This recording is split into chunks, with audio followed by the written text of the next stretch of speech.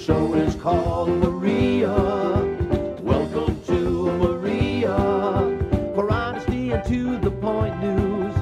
Opinion straightforward, you can't lose. Get ready, subscribe, let's go. Welcome to Meria. Get to know Meria. Popular opinion or not, you know you're gonna hear a lot from guests with credentials that say, I won't let America go astray. The show is called Meria. Get to know Meria. Listen to her truth and views. You're bound to love Meria.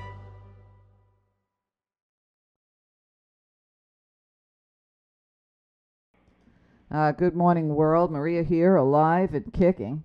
Today I have one of the absolutely best authors on conspiracy facts. That's what I like to call it. Jim Marrs is back. He was on the show last month. For new listeners, go in and check the archive. If you missed that show, it was a great one. Jim is an award-winning journalist. He's the New York Times best-selling author of The Rise of the Fourth Reich, Rule by Secrecy, Alien Agenda, and Crossfire. Today we're going to talk some about his latest book, which covers pretty much everything, The $1 Trillion Conspiracy, How the New World Order, Man-Made Diseases, and Zombie Banks Are Destroying America. Good morning, Jim. Good to have you back. Hey, Maria, it's good to be back with you, too. Well, it's a good thing we're not birds today, because the birds aren't flying. And I think that's the top story. You know, there's so many people out there that are happy and willing to accept the fact that it was fireworks that brought them down. Well, those are the same people that saw the missile go off the coast of California on November the 8th and then were assured by the government that it was just an airplane contrail, although they refused to give out any kind of flight data that would prove that. Right. I mean, you know, and those are probably the same people who think that Kennedy was just killed by one lone nut and that there actually were weapons of mass destruction in Iraq. We just for some reason hadn't been able to find any. Right. You know, I had somebody ask me that. I had somebody ask me this morning, why is it that Americans are so easy to accept this stupid stuff that they throw at us for reasons? And well, I think I can tell you that it's because from grade school on up, it's pledge allegiance and our country's right and wrong, and we're God's gift to the world, and revolutions and corruption and assassinations and coups, that all just occurs somewhere else, while we're somehow immune to that. Right. I think that I was interviewing Paul Craig Roberts one day on 9/11, and I had asked him the same question. Why is it that people are so quick to believe these ridiculous stories that the government gives us? And he said they count on the fact that Americans are ignorant when it comes to math and science. Right. That's true. That is very true, but it's deeper than that. I think that in many ways we are, well, number one, all right, let's look at 9/11. For several weeks after 9/11, I found myself just really kind of irritable and kind of had trouble sleeping, and I don't know, it's just kind of fidgety, and it finally dawned on me that even as aware as I am, and even with my basic background as a dispassionate, objective reporter, I was traumatized. Mm-hmm. This whole nation was traumatized. We all were. And, of course, that's the first step in mind control. When you're going to mind control somebody, first thing you do, you have to tear down their own ego and their own self-consciousness, and you have to traumatize them. And that's the easiest, quickest way to do that. And then you build them back into the belief systems that you want to instill in them. And so we were traumatized. And, of course, in that trauma, then we're told, well, it was just this, and, we're on top of it, and everything's okay now. And people want to believe that. And then there's another aspect of that, too. I've got a friend of mine who's really a pretty smart fella and pretty open to a lot of things, and he's not necessarily a closed-minded, narrow-minded Sean Hannity type. And yet, when I try to talk to him about 9/11, he just always has some kind of rationale why. Well, it can't be a conspiracy. It's this, and well, they just fell down because of the heat, and the buildings buckled, and he's always got something. And finally, I got down to it with him and said, do you really believe that? And he finally, I think, in a moment of honesty, said, look, I've got troubles enough dealing with my family and my job and my income. And he said, if I start acknowledging that what you're saying is true, I'm going to get into that. I'm going to go down that rabbit hole, and I will probably end up just, lose my job, family, and everything else because it's so deep, and I just don't want to be caught up in that. And I think that's a pretty good explanation of why a lot of people, smart people, educated people, they just don't want to go there.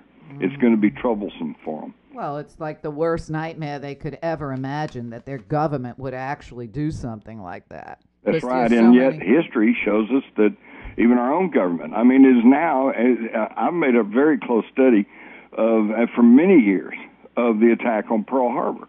And it is now just, in my mind, beyond dispute that Franklin Roosevelt, George Marshall, a handful of others in Washington knew that we were going to be attacked on that Sunday morning in 1941. And they allowed it to happen. They purposely did not send the Japanese decoding machines to Pearl Harbor, although they went to other bases in the Pacific. They specifically got the aircraft carriers out of Pearl Harbor, which they knew they were going to need in a Pacific war, leaving behind the old battleships, which at that time the public common knowledge was that the battleship was the ultimate weapon, and yet Billy Mitchell had proved that a bomb can knock out a battleship. So they knew the battleships were obsolete. They left them there, and they allowed that attack to happen to get a galvanized and united American public into World War II. And I'm not even making any judgments on that. Maybe that was necessary, okay? We could argue about that all day.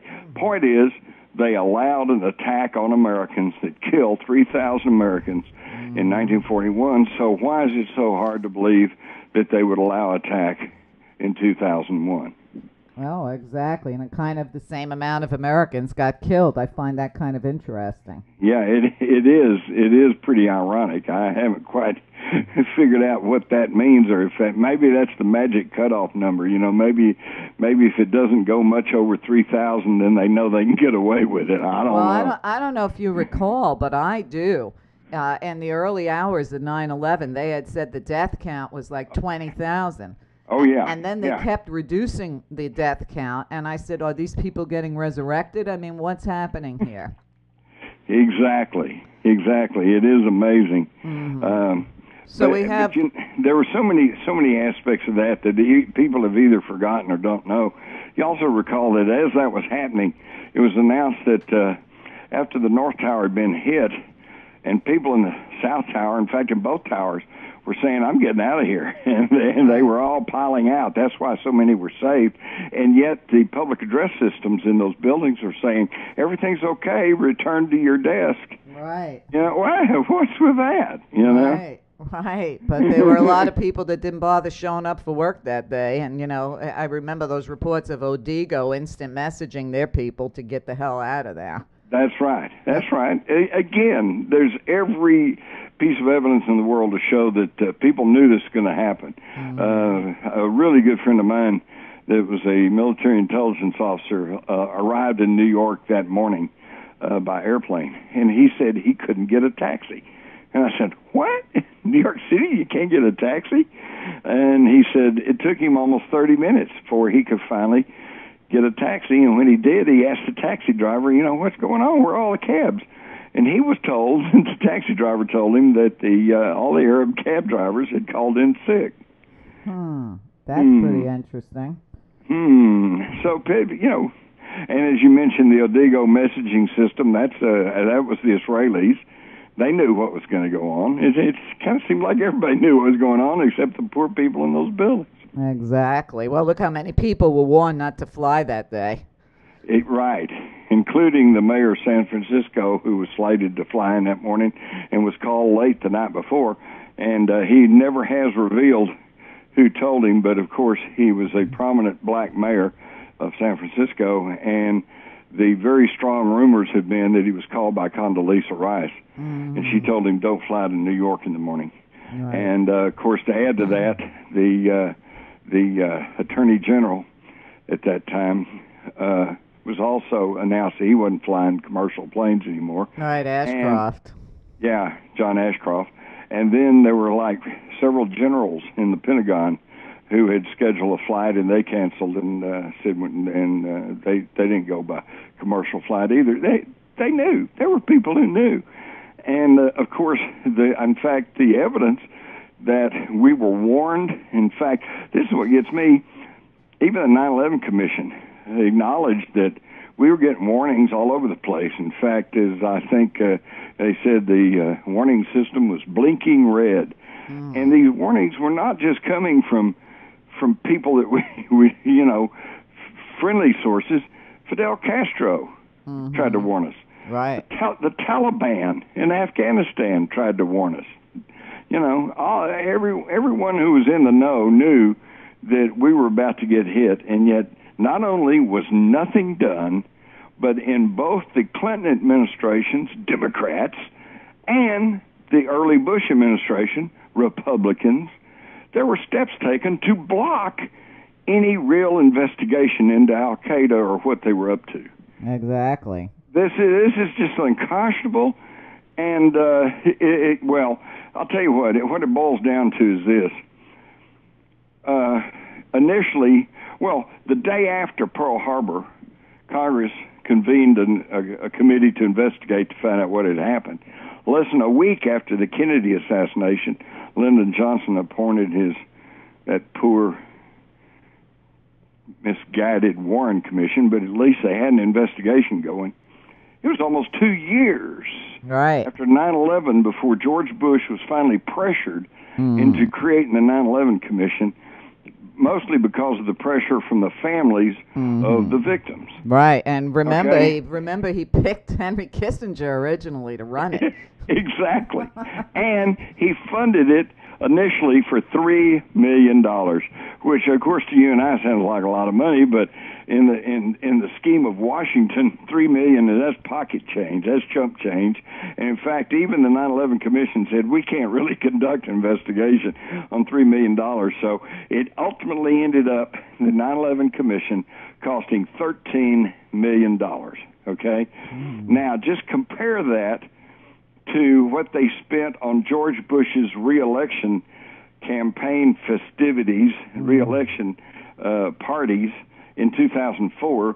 According to the Republican National Committee, counting security, they spent $60 million on George Bush's parties on his re-election in 2004, as opposed to $13 million to find out what happened to 3,000 American citizens. Right. That pretty well puts it in perspective. So you're saying 60, like 6-0? 6-0. Wow. 6-0. $60 million. Right. Went and then that includes security. Right. For the parties for George Bush in 2004. That's almost 4 times more than what they spent to investigate the greatest terrorist attack in American history. Right. Have you read... It's incredible. I know. Have you read John Farmer's book? Yes.